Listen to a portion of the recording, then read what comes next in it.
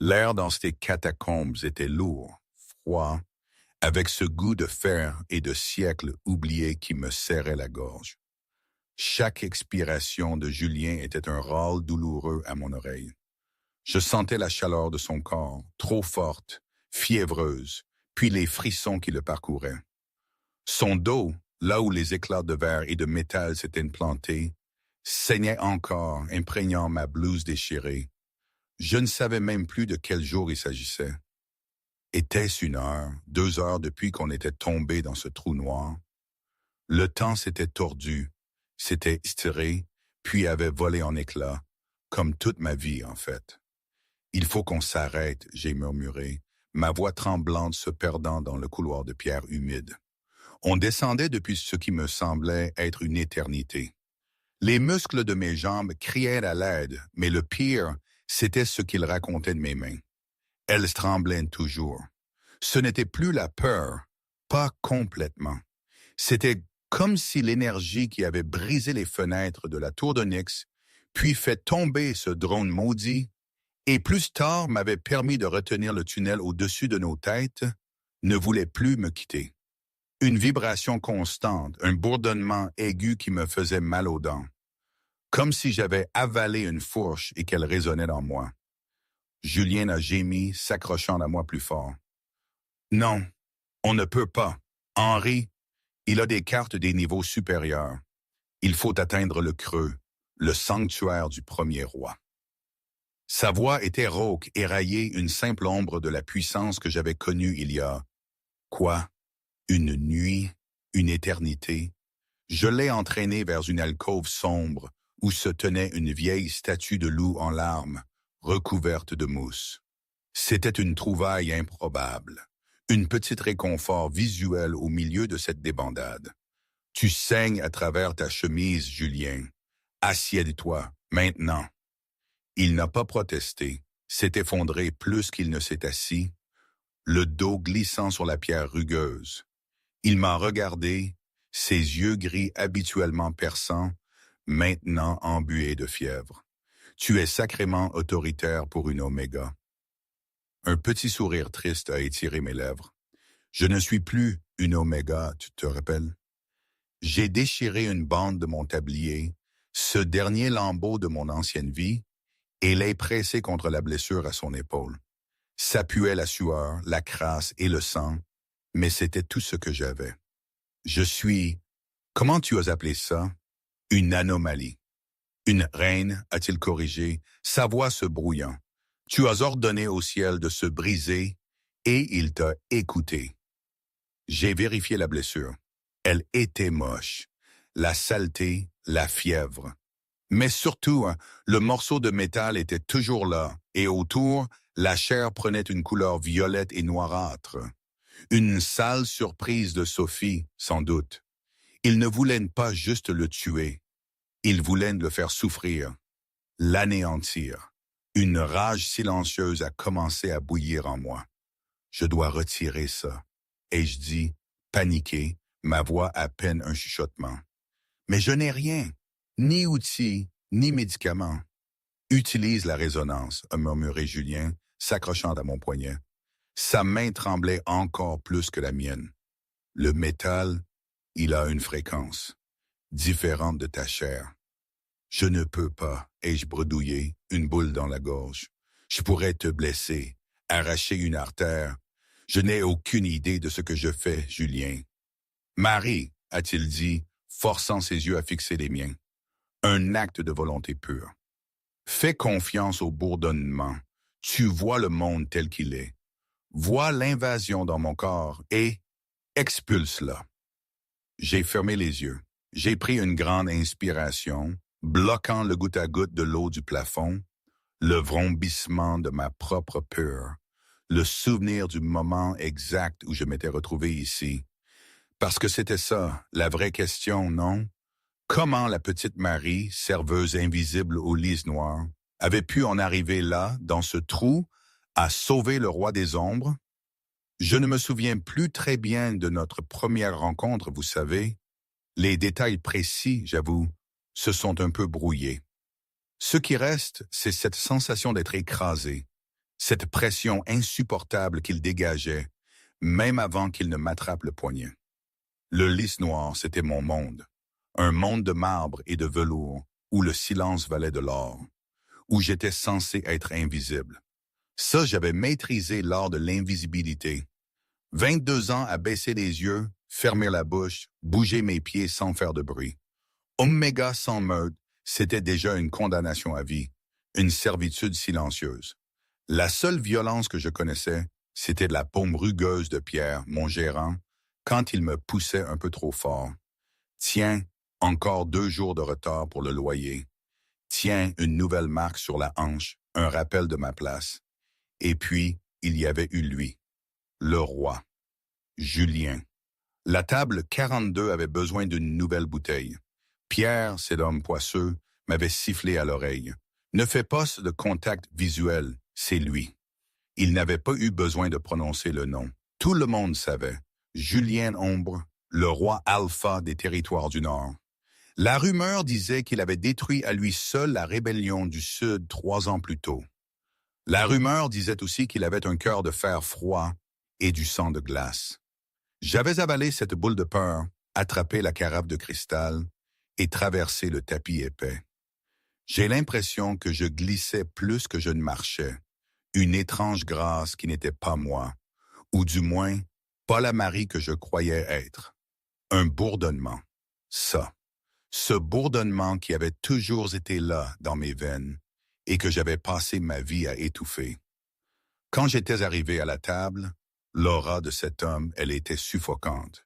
Ce n'était pas la pression agressive, bruyante d'un alpha typique.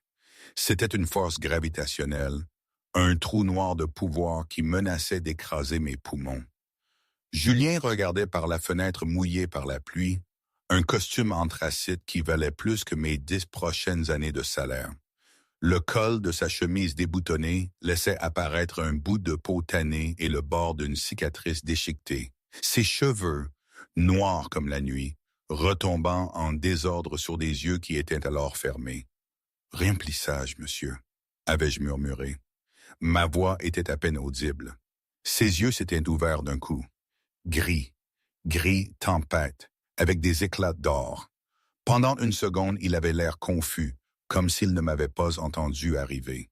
Ça l'avait visiblement perturbé. Personne ne surprenait Julien Ombre. « Laisse la bouteille », avait-il murmuré, sa voix basse vibrant dans ma poitrine. J'avais posé la carafe avec une précision mécanique, et là mes doigts avaient frôlé le verre. Un choc statique, vif, presque une décharge électrique, avait sauté entre ma main et la table. Zut! Julien avait tressailli, sa main s'était élancée pour attraper mon poignet. Sa poigne était ferme, mais sans me faire mal. Il avait regardé ma main, puis mon visage, me voyant vraiment pour la première fois. Il avait vu le col effiloché de mon uniforme, la fatigue qui me cernait les yeux couleur miel, et quelque chose d'autre, une fréquence, une vibration. « Qu'est-ce que tu es ?» avait-il demandé. La question lui avait échappé. Je le voyais. Mon cœur avait martelé ma poitrine. « Je ne suis que la serveuse, monsieur. » « Marie ?» Il m'avait fixé un peu trop longtemps, ses narines frémissant alors qu'il essayait de capter mon odeur. Mais c'était ça, avec moi. Je sentais la pluie, l'ozone. Rien de cette odeur douce et capiteuse d'une oméga typique. « Va, Marie », avait-il dit, relâchant brusquement mon poignet. « Sors de cette section. Va à la cuisine et reste là. » Quelque chose pourrit dans la ville, avait-il marmonné, son regard se déplaçant vers l'entrée du restaurant. Et ça va franchir cette porte. Si tu restes, tu mourras. J'aurais dû courir. Chaque instinct en moi criait de fuir, de me réfugier dans la sécurité de la plonge. Mais alors que je me retournais, j'ai vu la porte d'entrée s'ouvrir. La température dans la pièce a chuté.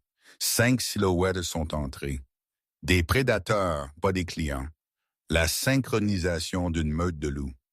Je connaissais ces visages, vus aux infos, murmurés dans les ruelles. Les 5 griffes, les chefs de factions rivaux qui avaient juré une trêve de sang avec Julien. Et à leur sourire, la trêve était rompue. Le restaurant était tombé dans un silence de mort, un silence terrifié. Julien n'a pas bougé. Il a pris une lente gorgée de son bourbon, ses yeux suivant les 5 figures. Devant eux, Raphaël, une brute massive avec des tatouages grimpant le long de son cou comme du lierre. À sa gauche, Sophie, une femme trompeusement mince dans une robe de soie rouge, connue pour ses poisons qui liquéfiaient les organes.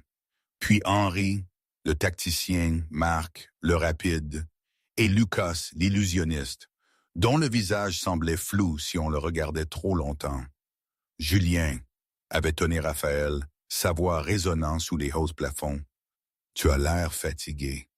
Je profitais d'un verre tranquille, Raphaël, avait répondu Julien, sa voix égale, mais j'avais vu sa main se serrer autour du verre au point de le menacer de briser.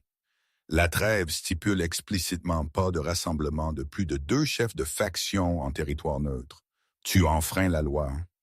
La loi est écrite par les forts, avait ronronné Sophie, se glissant dans la banquette d'en face, le piégeant. Les 4 autres avaient encerclé la table, bloquant toute sortie.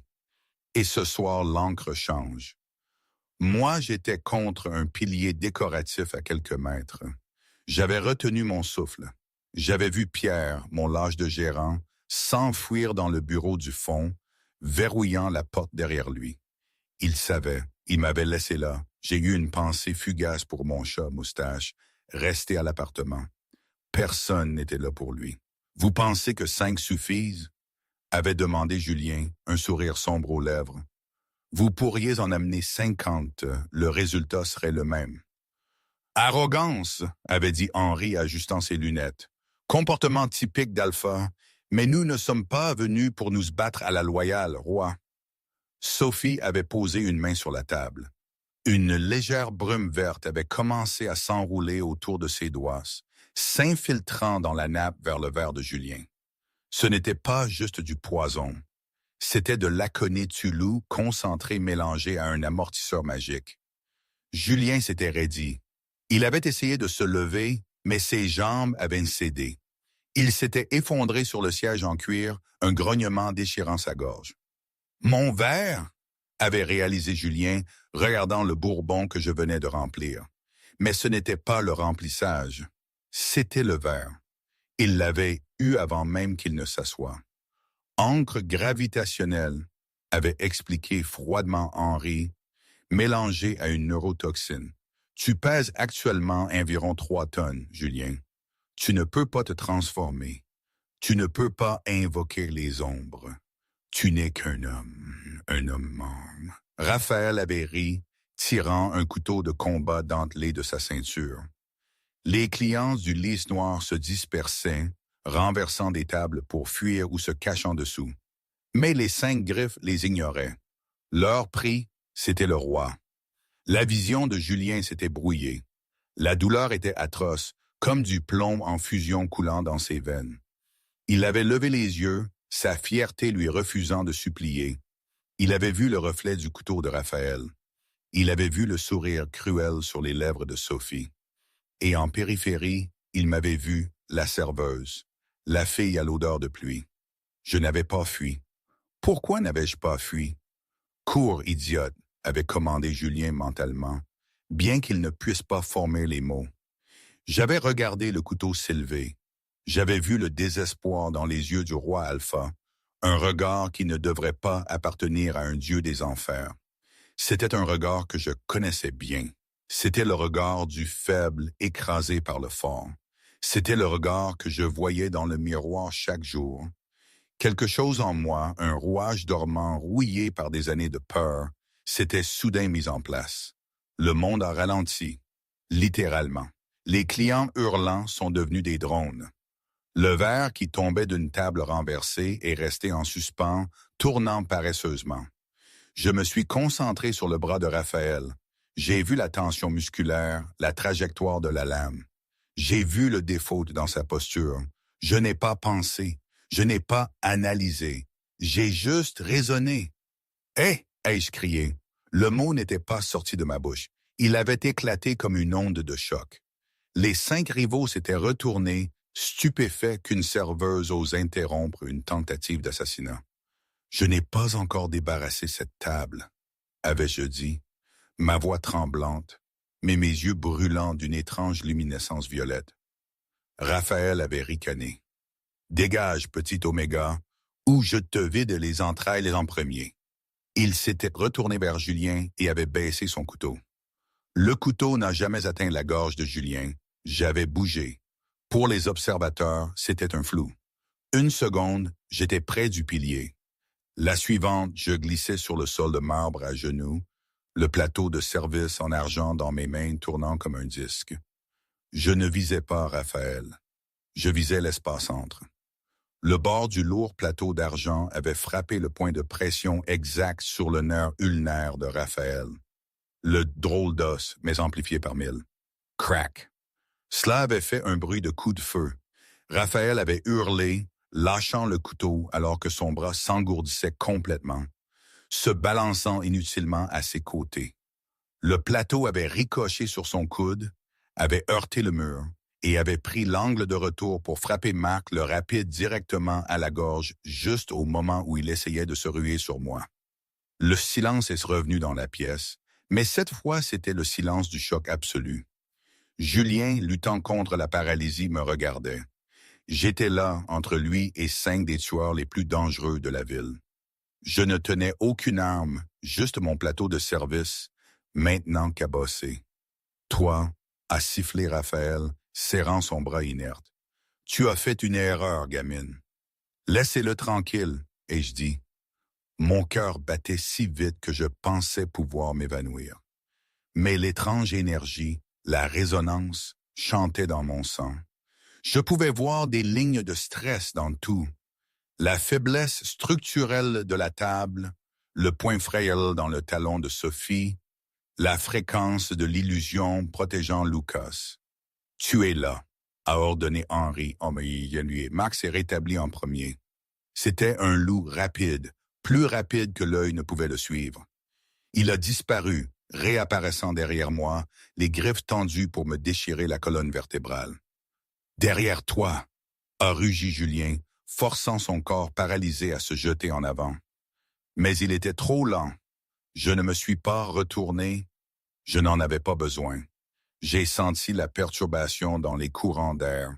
J'ai senti la vibration de l'intention de Marc. J'ai simplement lâché prise et suis tombé à plat sur le dos. Les griffes de Marc ont frappé l'air vide où mon cou avait été. En tombant, j'ai levé mon pied d'un coup. Ce n'était pas un coup de pied d'art martial. Je n'avais aucune formation. C'était de la pure physique. Mon talon a touché le centre de gravité exact du loup en charge. L'élan de Marc a été utilisé contre lui.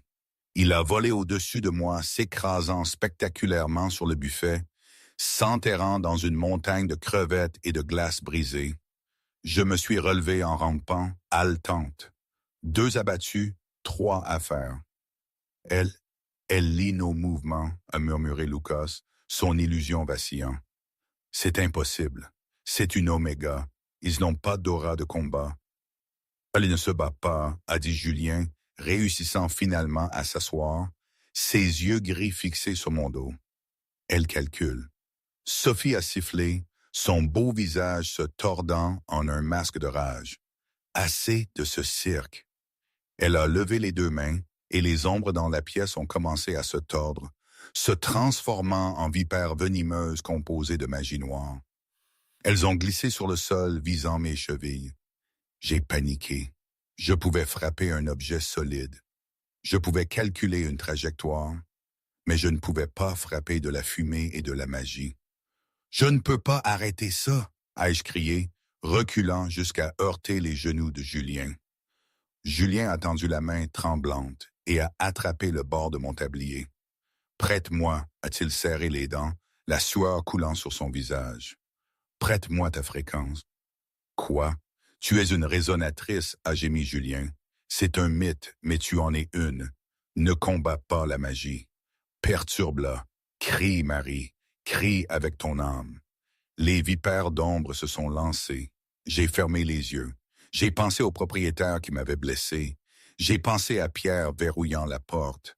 J'ai pensé à toute une vie où l'on m'avait dit que je n'étais rien, que j'étais faible, que j'étais faite pour servir.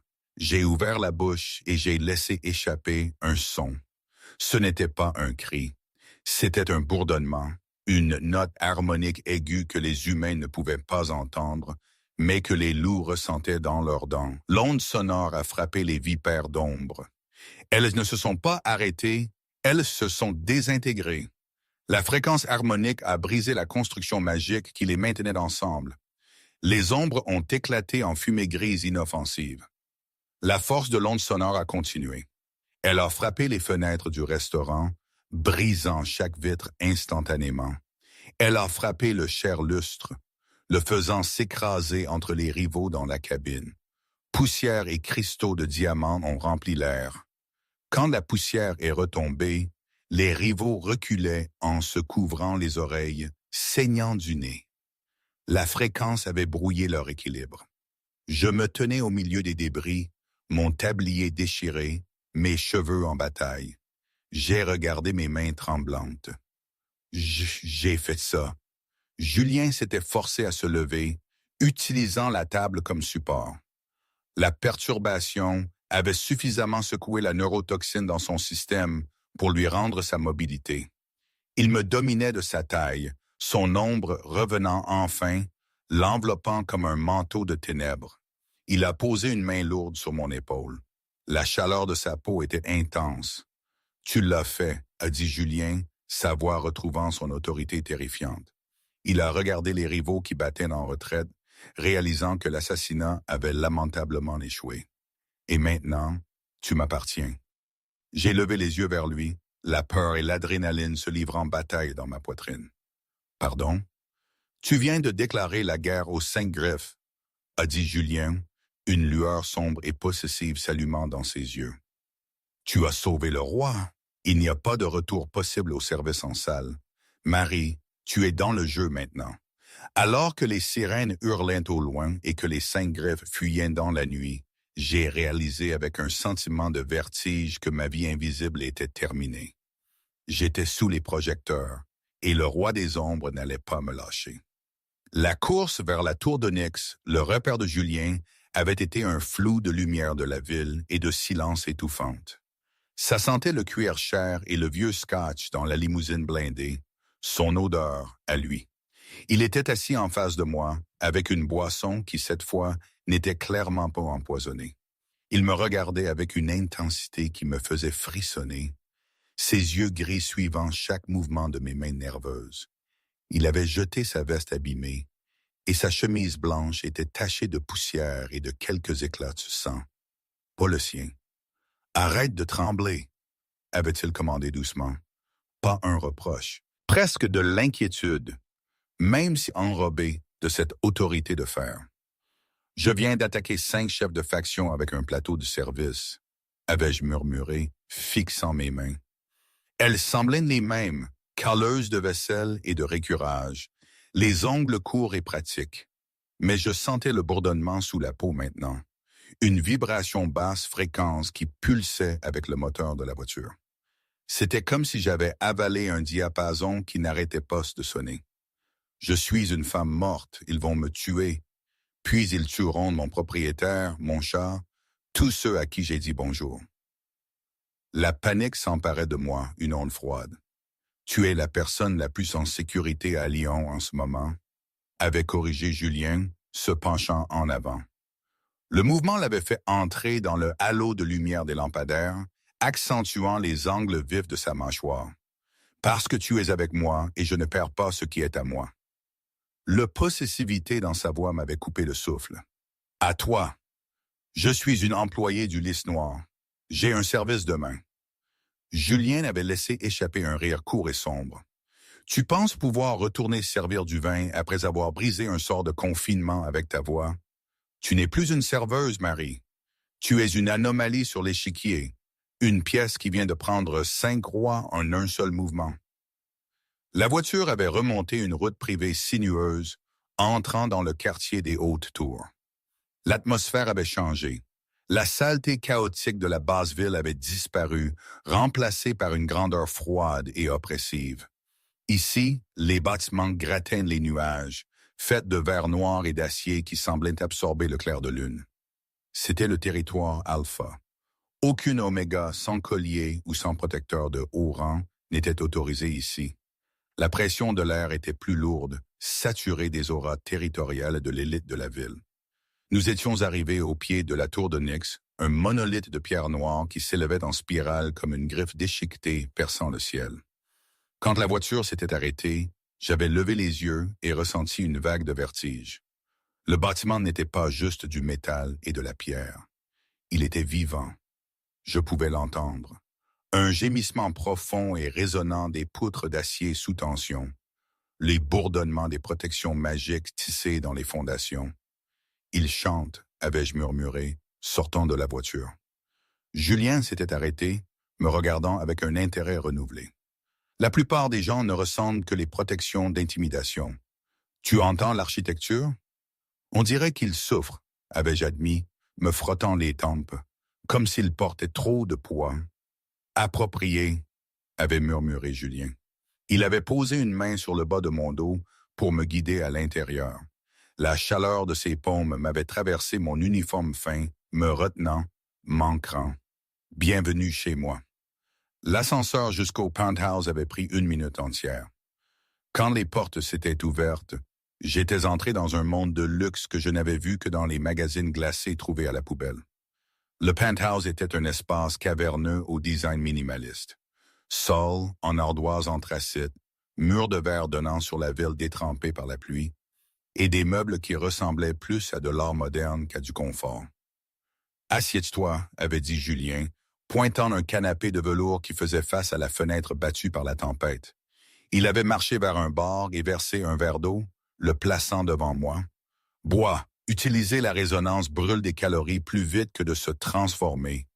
Ton corps est probablement en état de choc. » J'avais pris le verre, l'eau débordant à cause de mes mains qui tremblaient si violemment.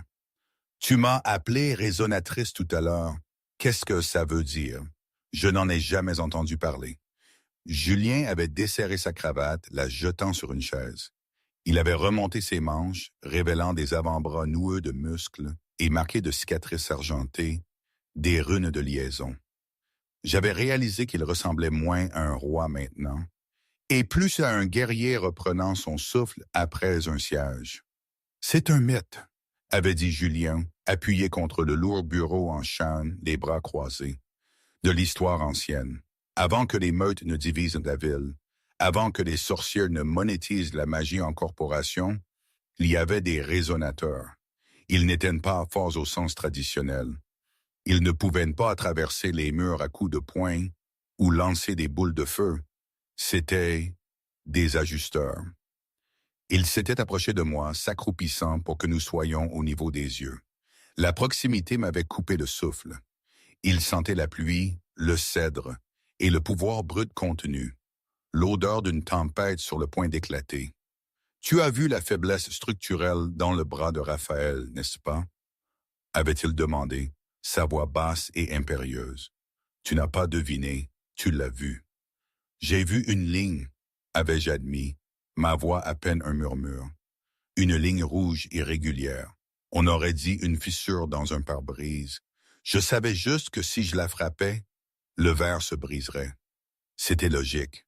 « C'est ça la résonance, » avait murmuré Julien, son regard tombant sur mes lèvres une fraction de seconde avant de revenir à mes yeux. « Tu vois les défauts de la création, les pointes de rupture. L'univers est composé de vibrations, Marie. Tout a une fréquence. Si tu peux la faire correspondre ou la perturber, tu peux tout briser. Ça fait de toi l'arme ultime et la cible ultime. » « Mais Julien, je ne veux pas être une arme, » avais-je dit, ma voix montant avec panique. « Je veux juste payer mon loyer. Je veux redevenir invisible. »« Tu n'as pas de maison où retourner, » avait dit Julien brutalement. « Plus maintenant. Raphaël brûlera ton immeuble juste pour t'atteindre. Sophie empoisonnera l'approvisionnement en eau de ton quartier. Tu es dans le jeu maintenant, Oméga, et la seule façon de survivre est de rester ici, avec moi. Comme ta prisonnière. » Avais-je contesté? La surprise cédant la place à une étincelle de colère. Les yeux de Julien s'étaient assombris, les éclats d'or tourbillonnant comme des pièces de monnaie en fusion. Il avait tendu la main, son pouce effleurant ma mâchoire. Ce contact m'avait envoyé une décharge électrique qui n'avait rien à voir avec la magie, une reconnaissance primaire qui avait fait lever la tête à ma louve intérieure, habituellement si dormante. Comme ma partenaire, avait-il corrigé. Je peux te protéger, mais toi, tu peux m'aider à les briser, tous. Nous pouvons réécrire les lois qui maintiennent des gens comme toi sous la botte de gens comme Raphaël. 2 jours s'étaient écoulés dans la tour d'Onyx, et pour moi, c'était un étrange purgatoire de luxe et de peur. On m'avait donné une suite d'invités plus grande que tout mon appartement, avec une salle de bain dotée d'une baignoire assez profonde pour y nager. Le placard était rempli de vêtements qui me allaient parfaitement. Soie, cachemire, laine douce, le tout dans des nuances de gris, de noir et de violet profond, les couleurs de Julien. C'était une revendication subtile, un marquage sans marque. Je ne voyais pas beaucoup le roi. Il était constamment en réunion, sa voix résonnant depuis le bureau au bout du couloir, alors qu'il gérait les conséquences de l'attaque du restaurant. La guerre se préparait. La trêve était officiellement morte et la ville retenait son souffle. Laissé seul, j'avais essayé de comprendre ce qui m'arrivait. Je pratiquais dans ma chambre. Je fixais un vase en cristal sur la cheminée, plissant les yeux jusqu'à ce que ma vision change. Il ne s'agissait pas de regarder plus fort. Il s'agissait de me détendre, de laisser mon attention glisser au-delà de la surface. Soudain, le vase n'était plus seulement du verre. C'était une toile de ligne de tension. J'ai vu une imperfection microscopique près de la base. J'ai émis un bourdonnement grave, ajustant la hauteur dans ma gorge jusqu'à ce que je le sente me chatouiller le fond des dents. Ping! Le vase n'avait pas explosé. Il s'était simplement fendu en deux, comme s'il avait été coupé par un laser. J'avais regardé les morceaux, horrifié et exalté. Je n'étais pas faible. Pendant 22 ans, on m'avait dit que j'étais un maillon faible, jetable, mais je détenais le pouvoir de défaire dans ma gorge. Ce qui est dingue, vous savez, c'est cette sensation d'être à la fois terrifiée et bizarrement vivante. Avant, ma vie était si simple, si prévisible. Chaque jour, c'était le même ballet de plateau, de sourires forcés et de murmures d'excuses. Je me souviens d'une fois, quand j'étais gamine à Annecy, ma mère m'avait dit « Marie, l'important, c'est de ne pas faire de vagues. Une vie tranquille, c'est une vie heureuse. » J'avais cru à ça. J'avais bâti ma survie autour de cette idée. Mais là, plus de vagues, c'était un tsunami. Et cette nouvelle Marie, elle ne savait pas nager. Elle ne savait pas quoi faire de ce corps qui bourdonnait. Est-ce que cette puissance, ce truc bizarre qui sortait de moi, était une bénédiction ou une malédiction? Qui sait, franchement? C'est le genre de truc qui vous rend fou à force d'y penser. On vit juste au jour le jour, vous ne croyez pas? La 3e nuit, le sommeil était impossible. Le bourdonnement dans mon sang était trop fort, une statique constante qui me démangeait la peau. J'ai erré jusqu'au grand balcon, en roulant un plaid en cachemire autour de mes épaules. Le vent était violent ici, fouettant mes cheveux autour de mon visage, mais ça faisait du bien. Ça ressemblait à la liberté. La ville en contrebas ressemblait à une carte de circuit imprimée pulsant d'énergie. Des veines rouges de circulation, des nœuds bleus de protection magique. « Tu projettes », a dit une voix dans l'ombre. J'ai sursauté, mon cœur tambourinant. Julien se tenait dans le coin du balcon, à l'abri du vent, fumant un mince cigare. La fumée s'enroulait autour de lui comme une chose vivante, se fondant dans les ombres qui semblaient naturellement s'accrocher à sa forme. Projeté, l'air autour de toi vibre, a dit Julien, marchant dans la lumière. Il avait l'air épuisé. Il y avait des cernes sombres sous ses yeux, et sa chemise était déboutonnée à mi-chemin, révélant les plans durs de sa poitrine et une légère pilosité foncée. Il ressemblait moins à un roi intouchable, et plus à un homme portant le poids du monde. « Tu es anxieuse. Ça fait vibrer la balustrade en verre. Écoute. » J'ai touché la balustrade. Elle vibrait, Un bourdonnement grave, comme une corde de violoncelle. Je n'arrive pas à le contrôler. Ça devient plus fort. C'est comme si un barrage avait cédé. Parce que tu le reconnais maintenant, a dit Julien. Il s'est arrêté à côté de moi, regardant la ville qu'il dirigeait. Pendant des années, tu l'as supprimé pour survivre. Tu t'es rendue petite. Maintenant, tu te souviens comment être grande. J'ai peur, ai-je murmuré, l'aveu m'arrachant. Je ne sais pas comment être puissante. J'ai passé toute ma vie à être invisible. Si je me trompe, des gens meurent. Julien s'est tourné vers moi. Il a retiré le cigare de sa bouche et l'a jeté par-dessus bord, regardant la braise tomber des kilomètres dans l'abîme. Puis il a pris mes mains dans les siennes. Ses paumes étaient rugueuses, chaudes et cailleuses, des mains de combattant. Le pouvoir ne consiste pas à ne pas avoir peur, a-t-il dit doucement. J'étais terrifié dans ce restaurant. Quand la toxine de Sophie a frappé, quand la paralysie s'est installée, j'ai cru que j'étais mort. J'ai cru que j'avais échoué ma meute, l'héritage de mon père. Je me sentais complètement impuissant. Toi terrifié, je n'arrivais pas à concilier l'image de l'homme tremblant avec le titan qui se tenait devant moi. Je ne suis qu'un homme, Marie, a dit Julien. Une vulnérabilité rare, brute, entrant dans sa voix. Un homme avec une couronne trop lourde et des ennemis qui veulent ma tête. Mais alors, je t'ai vu. Il s'est rapproché, envahissant mon espace personnel. Le vent semblait se calmer autour de nous. Le monde se rétrécissant à la chaleur de son corps et à la tempête dans ses yeux. « Pourquoi as-tu fait ça ?» a-t-il demandé, sa voix rauque. « Tu aurais pu fuir. Tu aurais dû fuir. Pourquoi sauver un monstre comme moi ?»« Tu n'es pas un monstre, » ai-je dit, ma voix tremblante. J'ai levé les yeux vers lui, mes yeux miel cherchant ses yeux gris tempête. « J'ai vu ta fréquence. » Julien s'est figé. À quoi ressemblait-elle? J'ai hésité, puis j'ai levé la main, mes doigts planant à quelques centimètres de sa poitrine. Ce n'était pas déchiqueté comme celle de Raphaël. Ce n'était pas trouble et empoisonné comme celle de Sophie. C'était solide. C'était un pilier de fer qui endurait tout. Mais il se fissurait, Julien. Sous le poids de tout cela, tu soutenais le ciel et tu le faisais seul. Julien a laissé échapper un souffle qui ressemblait à un frisson. Personne ne l'avait jamais vu comme ça. Pour le monde, il était le loup de l'ombre, le seigneur de guerre invincible. Pour cette bici, il n'était qu'un homme craquant sous la pression. C'était la chose la plus intime que quiconque lui ait jamais dite. « Je ne suis plus seul », a-t-il murmuré. Il a baissé la tête lentement, me laissant toutes les chances de m'éloigner. Je ne l'ai pas fait. J'ai levé le menton, une invitation silencieuse. Quand ses lèvres ont effleuré les miennes, ce ne fut pas une explosion. Ce fut une résonance. Ce fut deux fréquences qui ont trouvé un accord harmonique parfait.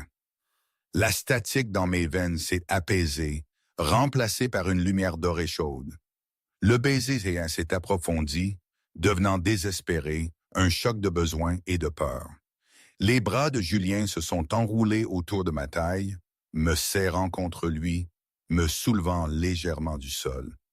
Mes mains se sont emmêlées dans ses cheveux, le tirant plus près. Pendant un instant, il n'y a eu ni assassin, ni politique, ni guerre. Juste l'alpha et l'oméga réécrivant les lois de leur monde sur un balcon au-dessus des nuages. Mais l'univers, semble-t-il, haïssait un moment parfait. Je l'ai senti avant de l'entendre. Une déchirure stridente dans le tissu de l'air. Une dissonance si aiguë qu'elle me transperçait les tympans. Je me suis reculé, haletante, agrippant mes oreilles. Quelque chose ne va pas. Julien est instantanément passé de l'amant au guerrier. Ses yeux sont passés du gris humain à l'or de loup. Il s'est retourné, balayant le ciel. Qu'est-ce que c'est? Une fréquence, ai-je dit, mes genoux cédant sous l'intensité du son. Ça fait mal, ça hurle.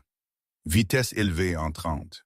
L'explosion n'est pas venue du sol, elle est venue du ciel. Un drone tactique camouflé dans l'illusion avancée de Luca avait contourné les capteurs thermiques du bâtiment et avait explosé contre le verre renforcé du penthouse.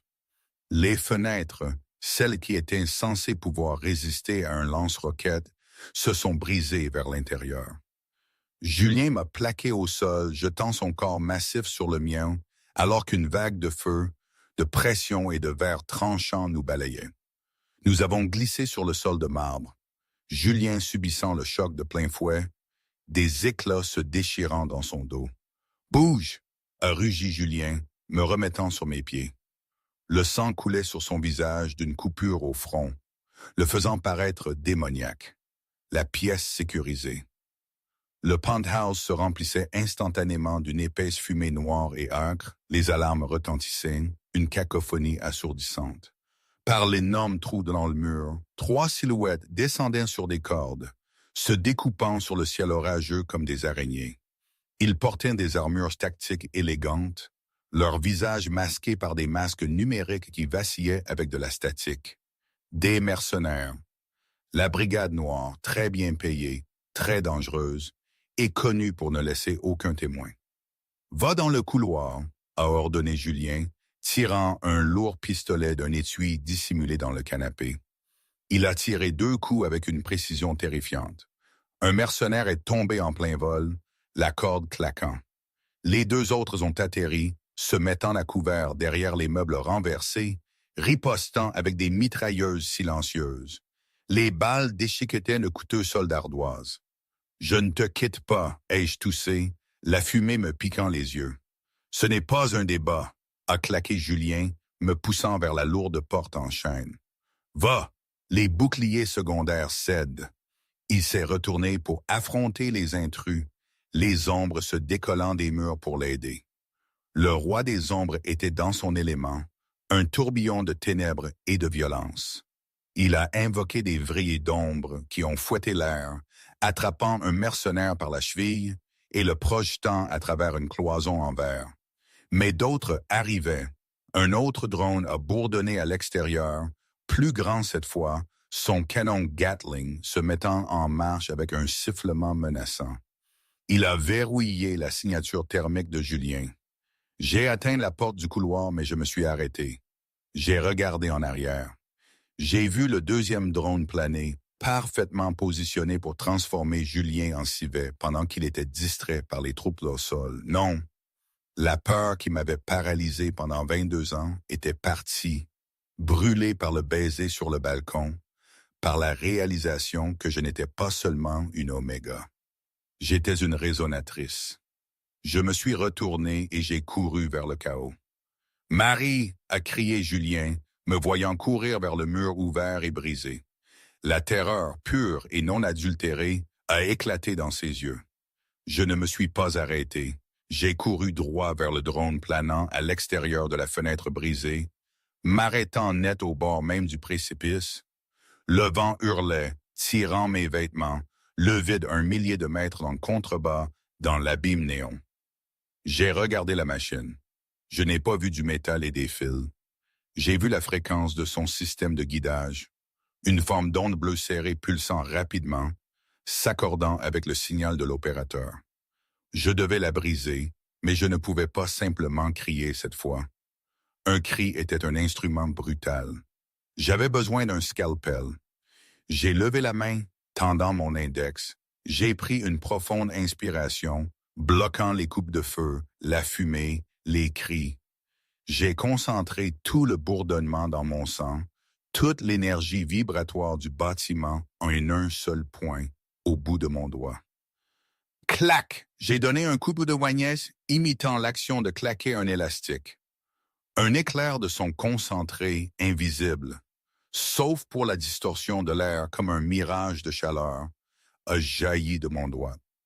Il a frappé le processeur central du drone. Il n'a pas explosé. Il est juste mort. La fréquence s'est coupée. La connexion s'est rompue. Le drone est tombé comme une pierre, s'enfonçant silencieusement dans la ville en contrebas. Mais l'effort m'a coûté cher.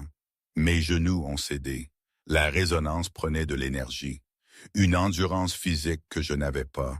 Je chancelais au bord du balcon, le vent menaçant de me faire basculer. Un mercenaire a surgi de derrière l'îlot de cuisine, visant mon dos exposé avec un fusil. « Marie, à terre !» Julien s'est déplacé plus vite que le son. Il s'est transformé. C'était la première fois que je le voyais de si près. La transition était viscérale, un craquement d'os et un déchirement de vêtements. Un instant, il était un homme. L'instant d'après, il était un loup massif noir de minuit, avec des yeux d'or brûlants. Il faisait facilement la taille d'un poney, une créature de cauchemar et de légende. Le loup a bondi à travers la pièce, une traînée d'ombre. Il a percuté le mercenaire, les mâchoires se refermant sur l'épaule blindée de l'homme, écrasant le Kevlar comme du papier d'aluminium. Il a projeté l'homme de côté d'un mouvement sauvage de tête et s'est arrêté net devant moi, plaçant son corps massif entre moi et la pièce. Il a grogné, un son qui vibrait dans mes propres os. C'était une promesse de mort à quiconque me toucherait. Plus de mercenaires descendaient en rappel. Le ciel en était rempli. Ce n'était pas une tentative d'assassinat. C'était une invasion. Les 5 griffes avaient réuni leurs ressources pour écarter le roi du jeu. Julien s'est retransformé, torse nu, haletant lourdement. Il m'a attrapé, m'éloignant du bord. Sa peau était brûlante. « Nous ne pouvons pas tenir le penthouse », a-t-il dit, sa voix rauque. Ils ont compromis le périmètre. Les défenses antiaériennes sont tombées. Nous devons aller sous terre.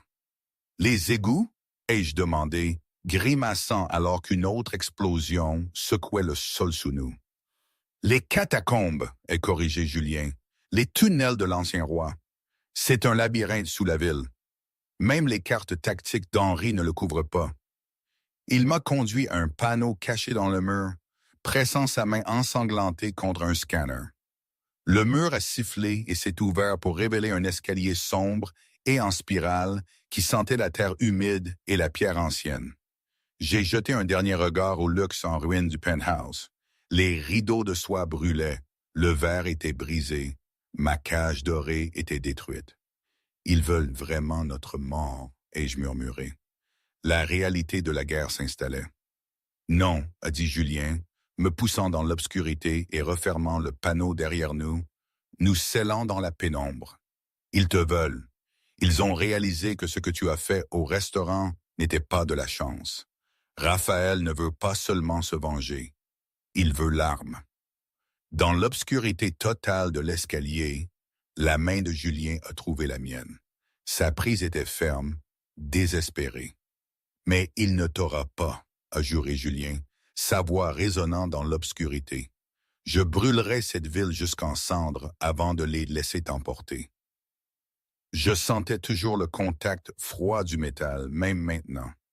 Mes yeux sont restés fermés, ma main posée sur la blessure de Julien. J'ai respiré lentement, sentant le rythme de son cœur s'apaiser un peu, une pulsation grave sous mes doigts. J'ai bloqué le bruit du goutte à goutte, l'écho de nos propres peurs. Je n'ai pas cherché avec mes yeux, mais avec mes sens, et il était là. Le cri chaotique du métal empoisonné, discordant face au battement de tambour régulier et profond de la force vitale de Julien. C'était comme un accord dissonant dans une symphonie. J'ai ouvert la bouche et j'ai bourdonné. C'était un son bas, presque plaintif. J'ai fait correspondre la hauteur du métal, puis lentement, avec une prudence infinie, j'ai augmenté la vibration. L'éclat de métal a vibré. Julien a sifflé de douleur, cambrant son dos, mais il ne s'est pas retiré. J'ai concentré ma force, la sueur perlait sur mon front. J'ai poussé la fréquence, commandant au métal de rejeter son hôte. Avec un son humide et lugubre, l'éclat a jailli de la blessure, cliquetant sur le sol de pierre. Julien a haleté, le soulagement immédiat. « Tu l'as fait. » Je me suis effondré contre lui, épuisé. Je crois que je déteste la magie. « Ce n'est pas de la magie, » a murmuré Julien, passant son bon bras autour de moi, me tirant contre sa poitrine. « C'est de la physique, C'est la vérité. Pendant un instant, dans le ventre sombre de la terre, il y a eu la paix. J'ai reposé ma tête sur sa poitrine, écoutant le rythme de son cœur se stabiliser. J'ai réalisé alors que je ne me battais plus seulement pour ma survie. Je me battais pour lui, pas pour le roi, mais pour l'homme qui m'avait fait confiance avec sa vie quand il était à son plus faible. Mais la paix a été brisée par un son qui a fait dresser les cheveux sur mes bras. Toc, toc, toc, des cannes. Ils nous ont trouvés, a murmuré Julien, luttant pour se lever. Comment? Henri, a résonné une voix de l'obscurité devant nous. Les lumières de l'alcôve ont vacillé alors que 5 silhouettes émergeaient de l'obscurité. Ils n'avaient pas l'air fatigués. Ils avaient l'air de chasseurs qui avaient enfin éculé le cerf. Raphaël souriait, son bras en écharpe, mais son autre main agrippant une énorme hache de combat. Sophie semblait immaculée, pas un cheveu de travers. Marc sautillait sur ses talons, impatient. Lucas scintillait d'illusion. Et Henri tenait un dispositif de traçage qui brillait d'une lumière verte maladive. « Tu ne peux pas te cacher d'un tacticien, Julien, » a dit Henri calmement, ajustant ses lunettes. « J'ai calculé tes itinéraires d'évasion probables. C'était la seule voie logique.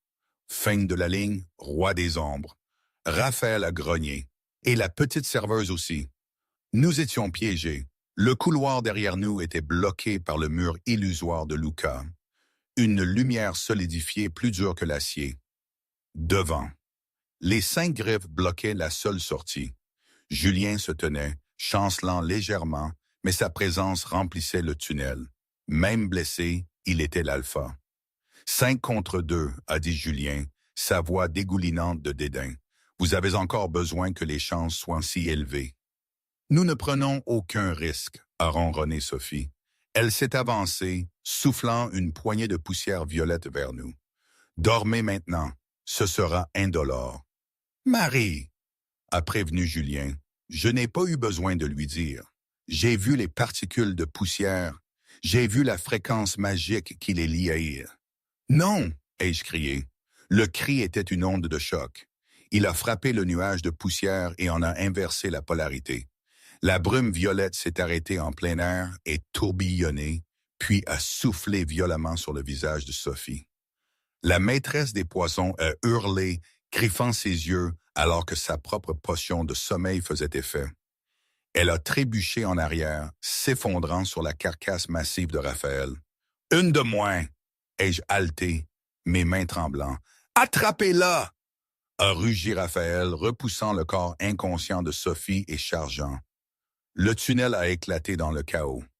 Marc s'est estompé, se précipitant devant Raphaël pour m'atteindre.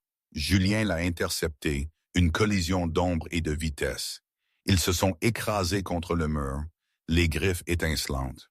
Raphaël a balancé sa hache vers moi. C'était un coup maladroit mais puissant, destiné à me fendre en deux. Je n'ai pas bougé. J'ai fixé la hache.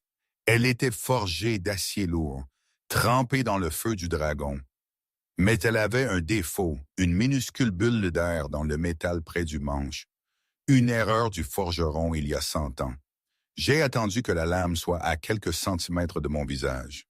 Puis j'ai claqué des doigts, en voyant une balle de son fine comme une aiguille dans cette bulle d'air. Ping! La tête de la hache s'est brisée en 1000 morceaux. Raphaël s'est retrouvé avec un bâton en bois, l'air abasourdi. Quoi? Je suis intervenu, enfonçant ma paume dans sa poitrine. Je n'ai pas utilisé la force, j'ai utilisé la résonance. J'ai fait correspondre la fréquence de son rythme cardiaque et j'ai introduit un contre-rythme. Les yeux de Raphaël se sont révulsés. Son cœur a bégayé, manquant un battement. Puis 2, il s'est effondré, se serrant la poitrine, incapable d'agir, sa propre biologie se battant contre elle-même. C'est un monstre, a hurlé Lucas, abandonnant ses illusions pour lancer des éclairs d'énergie pure sur moi. Henri est resté calme, observant. Fascinant, elle déconstruit la réalité. Julien a projeté Marc à travers le tunnel. Le loup rapide a heurté le plafond de pierre et ne s'est pas relevé. Julien saignait de nouvelles blessures, mais il s'est déplacé à mes côtés. Il ne reste que le tacticien et le menteur, a haleté Julien. J'ai calculé cela, a dit Henri, tirant une petite télécommande de sa poche. Les supports du plafond, ils sont instables. Il a appuyé sur le bouton. Des explosifs attachés aux piliers anciens au-dessus de nous ont détonné. Le monde s'est transformé en bruit et en chute de pierre. Le tunnel s'effondrait. Henri avait choisi de nous enterrer tous plutôt que de perdre. « Julien !» ai-je crié alors qu'une dalle de roche de la taille d'une voiture tombait vers nous. Julien n'a pas essayé d'esquiver. Il m'a attrapé et m'a tiré sous lui, me protégeant de son corps. Il a calé ses épaules, attrapant la dalle tombante. Ses genoux ont cédé. Le poids de la montagne était sur son dos. « Va !» a rugi Julien, ses muscles se déchirant sous la tension. « Rampe dehors, Marie !»« Je ne te quitte pas !» ai-je pleuré, me débattant dans la poussière. La sortie était bloquée. Henri et Lucas s'étaient téléportés ou s'étaient protégés. Il n'y avait que nous dans le noir, écrasés. « Je ne peux pas tenir !» a grogné Julien, le sang coulant de son nez. J'ai regardé la roche. C'était trop lourd. La physique dictait que nous devions mourir. Au diable la physique! J'ai posé mes mains sur le plafond de la grotte. J'ai senti le poids de la terre. Des millions de tonnes de roches, de terre et de villes au-dessus de nous. C'était une cacophonie de pression. « Écoute-moi !» ai-je crié à la terre. Je n'ai pas seulement bourdonné cette fois. J'ai chanté une note claire et désespérée qui venait du plus profond de mon âme. Je n'essayais pas de briser la roche. J'essayais de l'aligner. J'ai mis tout ce que j'avais dans ce chant. Mon amour pour le roi brisé sous moi. Ma rage contre le système qui essayait de nous écraser. Ma volonté de survivre. Les roches ont cessé de tomber. La poussière suspendue dans l'air. L'énorme dalle sur le dos de Julien est devenue légère, flottant à quelques centimètres de sa peau. Mes yeux brillaient d'une lumière violette aveuglante. Je résonnais avec la gravité de la planète elle-même. « Bouge !» ai-je ordonné.